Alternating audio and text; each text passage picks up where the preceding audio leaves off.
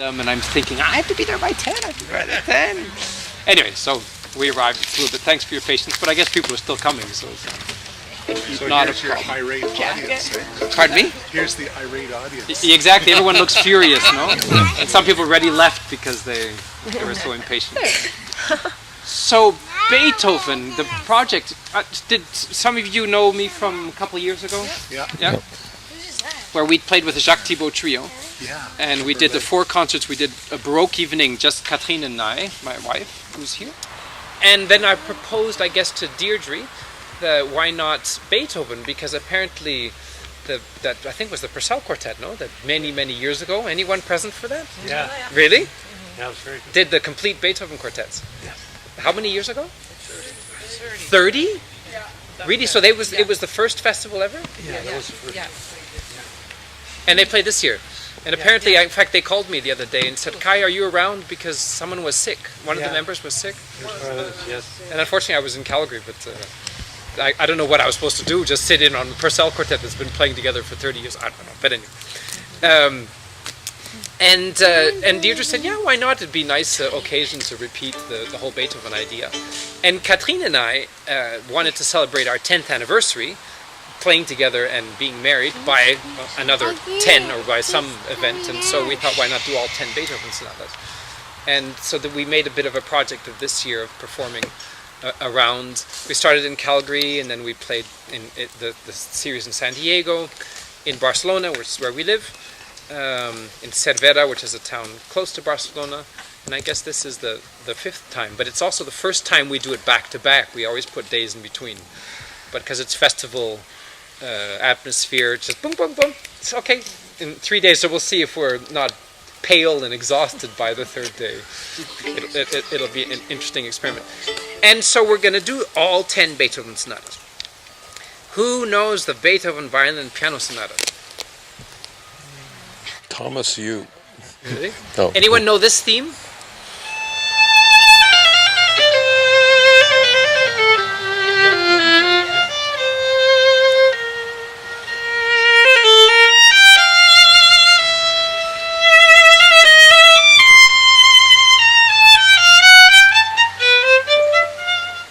Yeah? Yeah, I recognize That's that. the famous Spring Sonata.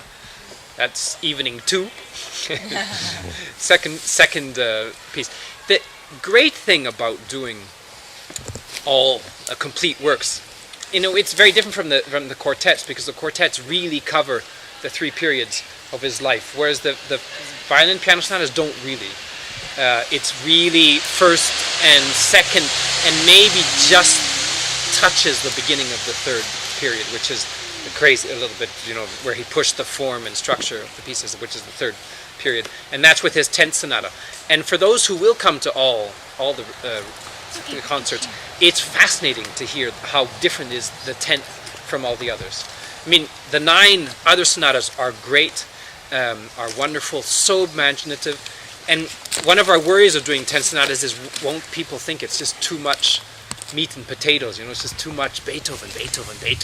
And there's so much variation within the pieces that we were surprised that the audience that would come to the first would come to the second, would come to the third, and it didn't seem to be the case. We, of course, performing it, see the depth and the richness of it, but we wonder about the poor audience. But apparently it's, I guess it's, you don't get tired of Shakespeare, you don't get tired of seeing 10 Monet paintings, so I guess the greats, are great from beginning to end. Anyway, so the interesting thing is how different that 10th sonata, even though it's just the beginning of the 3rd period, is from the others. And for instance, let's see, the first sonata, the beginning is...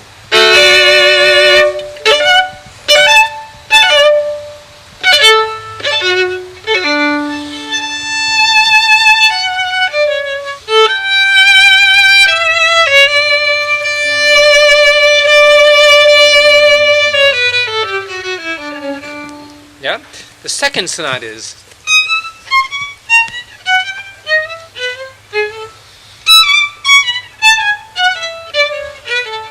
It's always mixing between piano and violin. The 3rd sonata is also sprightly. 4th, the 5th I played. The 6th, the 7th is this dramatic.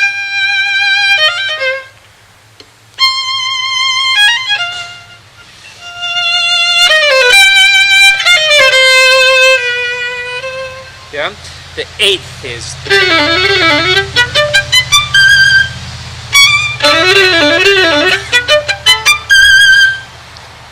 The 9th.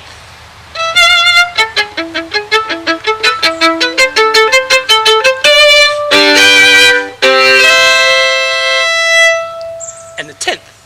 You'll see how different the theme is. That's it. The first theme of the 10th sonata. You know, it's not long. It's a trill. I mean, you start with a trill. No piece ever starts with a trill. And then it changes. And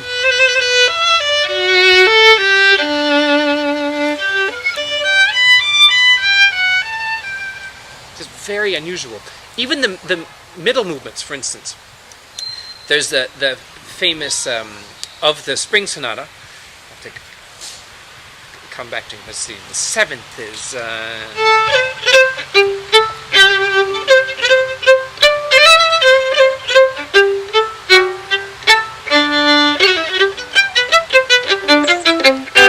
Yeah, and whereas the 5th, the scherzo is. What key is it? Yeah.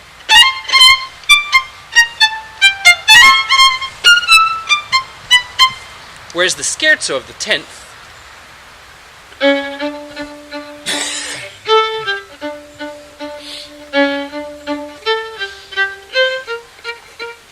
yeah, all it's changing the theme. It's not as melodic, it's not as catchy, it's just much deeper. Also interesting is the last movement of the 10th is a whole set of variations, and not the traditional variations like he does in other sonatas where the piano presents the theme, the violin presents the theme, the piano has a virtuoso variation, the violin has a virtuoso variation, then there's a minor theme which is dramatic, and then the major to finish. The 10th sonata, the last movement, just has it through composed, so it never stops, and develops the themes internally, even with a very slow one, no minor, a fugue. It's just really fascinating. So for those who do come to all, be ready for the 10th.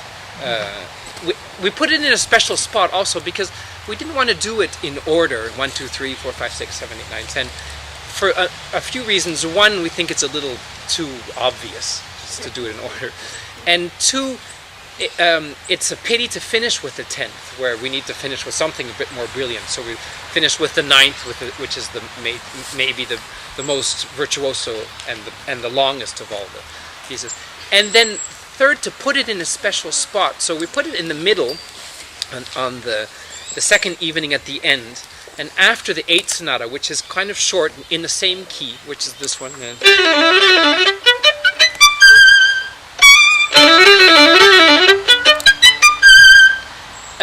So relatively short, to the point, and then we end with that 4th sonata for the evening, because it's 3, 4, 3 for the 3 evenings, with the very unusual 10th that really at least transports us, and we hope that it does also the audience.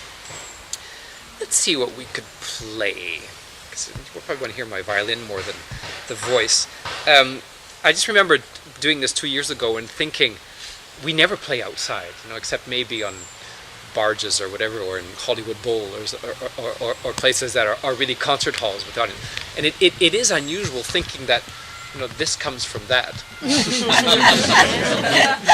This is really first growth, 1781, the violin. Wow. Yeah, it's a one-piece back, and a one-piece front also, which is very unusual, and made with the tools of Stradivarius. Stradivarius having died in already early 1700s, but a wealthy count commissioned Guadagnini, this guy, to use the tools and the models of Stradivarius to make some violins, and this is one of the examples.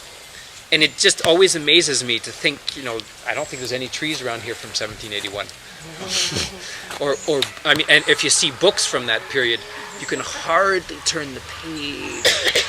Or even the other day we were at a winery, and there was an extremely old part of it, and this was in Europe, and they had this press, and I looked, and there was a date stamped on there, and there was a decrepit old press that they would press the wine. It said 1783, I think.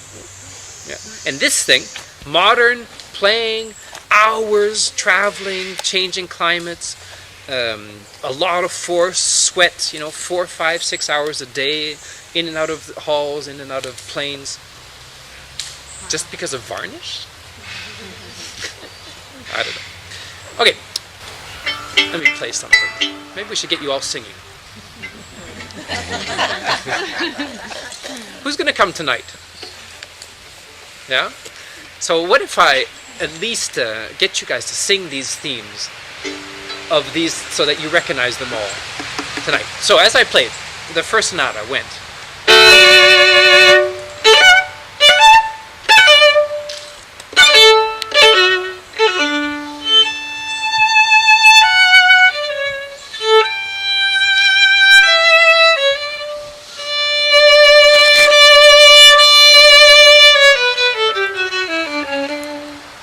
Got it? Okay, you can sing with me. I won't be offended. Anything you catch on to, ready? And...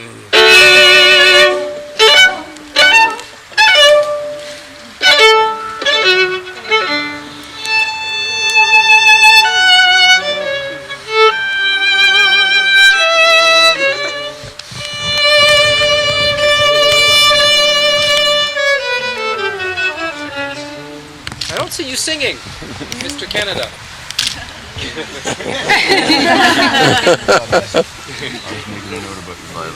Taking note. I heard some nice female voices, not much from the basses.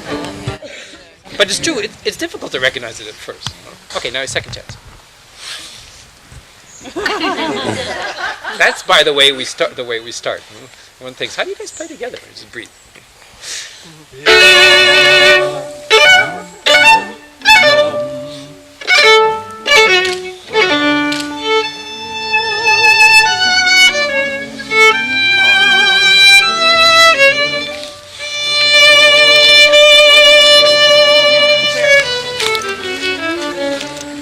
Great. And then what happens, which is the great thing about violin piano sonatas, is you never hear the themes just once. Piano plays it. And has a little bit of variations. Does something like...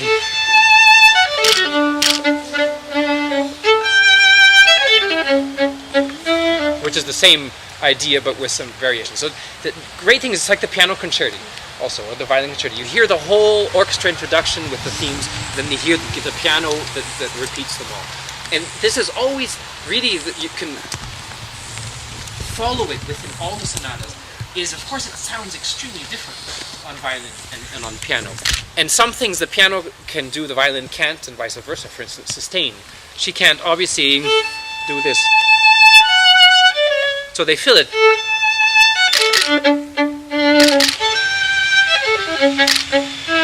Whereas the violin can just sing through sustain. Yeah? So that's first theme. Anyone going to come to the pre-concert talk? In case you do. Because I figure I should give a few anecdotes during the concert. But in the pre-concert talk, I'll talk about structure of these pieces that is really a great thing to learn once and for all classical music, except maybe 20th century, because it all has the same structure, like a painting. It has a first theme, a second theme, then usually a closing theme, and these are the things that drive you. There's a first theme that's presented in a certain way, a second theme that's always contrasting, and then something that announces the end of the first half, some kind of, I'll show you examples, theme that you really understand that it's okay, bye, it's a closing theme. Then there's a development, and what the development does is he takes these themes and develops them. So the development, for instance, of this, of course it sounds funny without the piano, but is...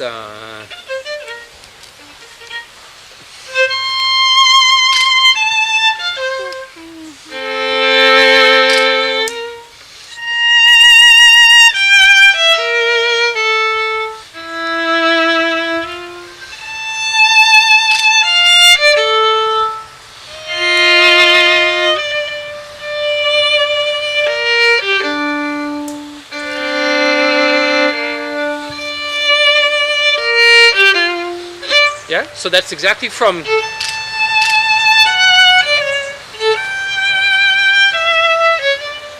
so he just takes some of the themes, develops them, and then comes back to the re-exposition, which is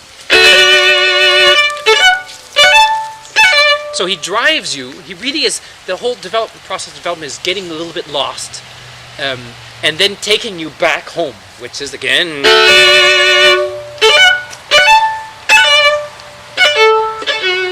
which you know now. Yeah. So second theme. Along at the concert. Maybe in the pre-concert. But you're welcome to. I think people might be surprised, but as long as you sing in tune, it's fine.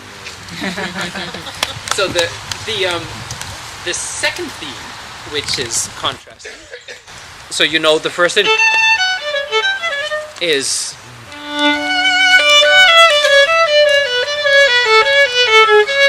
oops, sorry.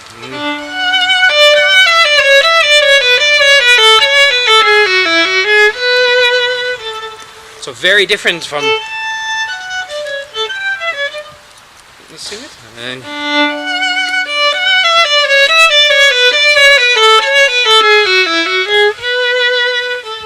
want to sing it?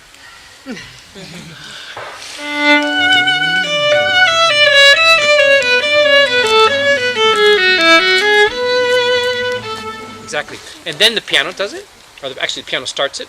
I take it over, and then there's a little variation.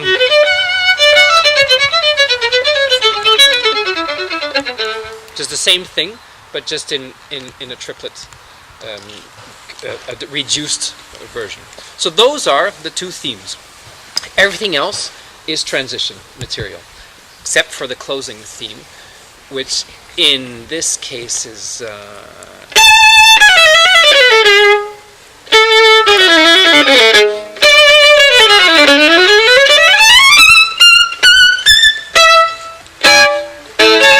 Of course, you know the end of something. There's already, even this.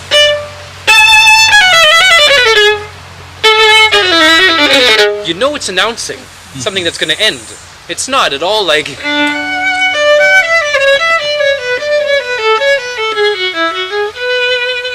Which is the second theme. And that's basically the every movement, including the 10th, has that structure. First theme, second theme, closing theme, development, and then everything comes again in the re-exposition. First theme, second theme, and then the end. So you think, how boring. But what's fascinating is with these composers, especially Beethoven, is how he fills in the transition material and what he develops. For instance, in the famous Spring Sonata,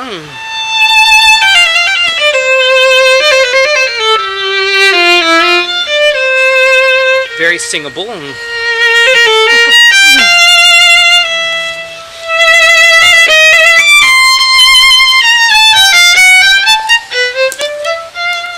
There's a cute joke about this sonata. For once, actually, the violin starts the theme, because usually it's the piano. In many of the sonatas, it starts the first theme. But this, for the pianist, is it's the sonata that goes, which is the accompaniment tune.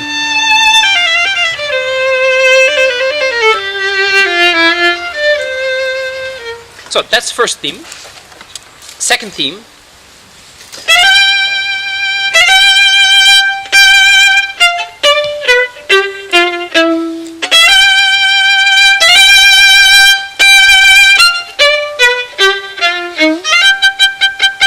Yeah, just completely different from.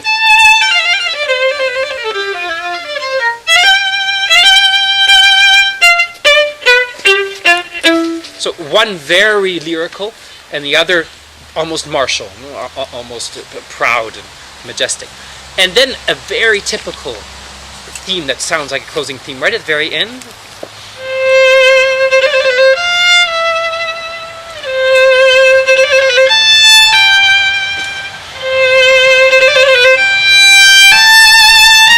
And we go back to.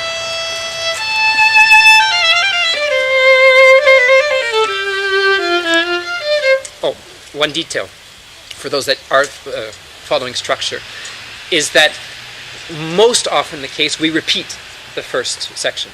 So again, we get the first theme, second theme, closing theme, then we repeat the first section. First theme, second theme, closing theme, then development, and then recapitulation or re-exposition. Recapitulation we call it, I think, in the real terms. So the development of this one, so we have those themes and goes like this. So we have the second, the closing theme for the second time.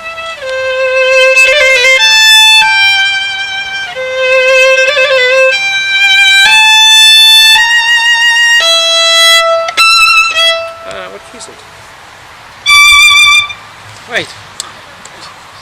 No, it's not C bemol.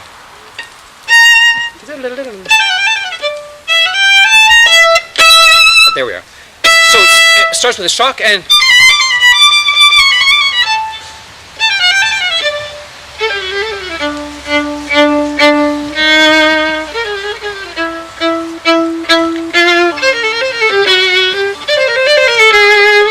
so you see what they're doing, what Beethoven is doing.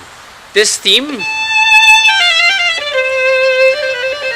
he's just taking this passage and using that to develop.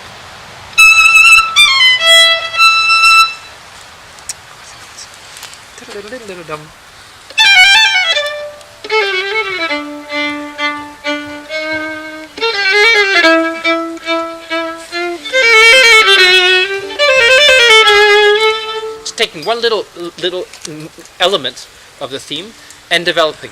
Then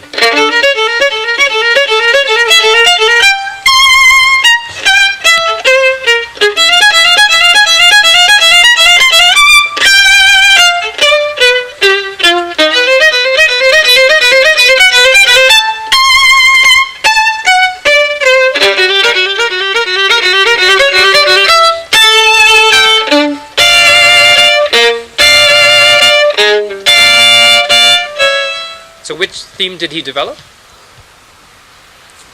There? No. No. Listen again. Wait.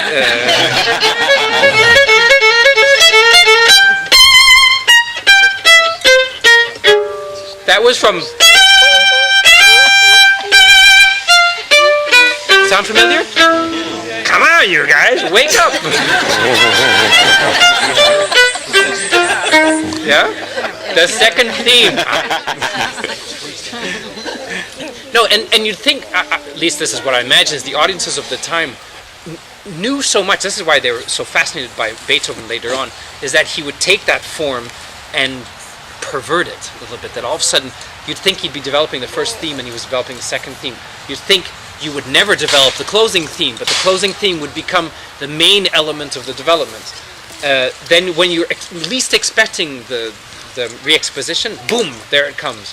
Or instead of doing a big crescendo to it, he would disappear and the music would die, and all of a sudden there it comes. I mean, just all these ways that he pushed invention within the same model, because he never, even in the 10th sonata, escaped from that model of accepting the late quartets, but of exposition, development, recapitulation. Okay, let's see. First, okay, for those who are coming tonight, first sonata, third movement.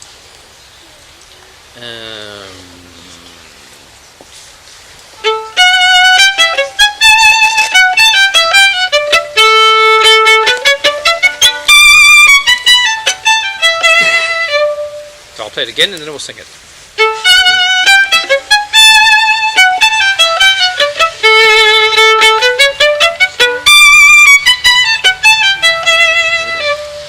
Kind of peasant, fun, lots of character. That's the last movement of the first sonata, so it'll be played tonight. Sing along. One, and...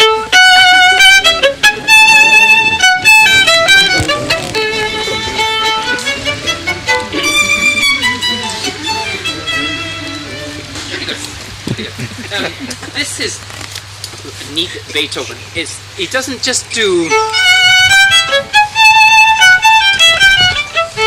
but he puts these marks, sforzando marks, which are kind of accents, and he wants this little displacement of the music. So instead of, it's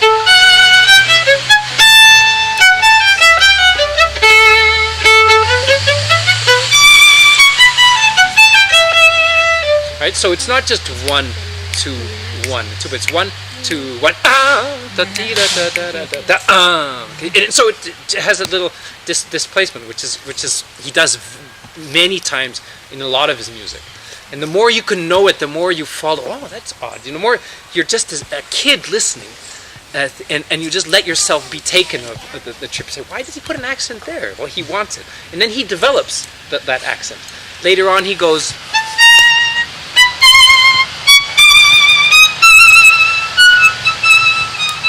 Yeah. So it's da always the da bam, insisting on it.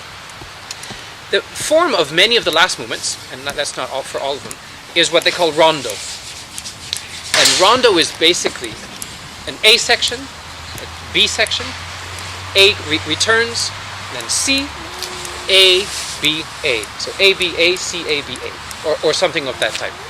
It's classical music. A lot of it is based on not like rock music, repetition, because rock is repetition from beginning to the end.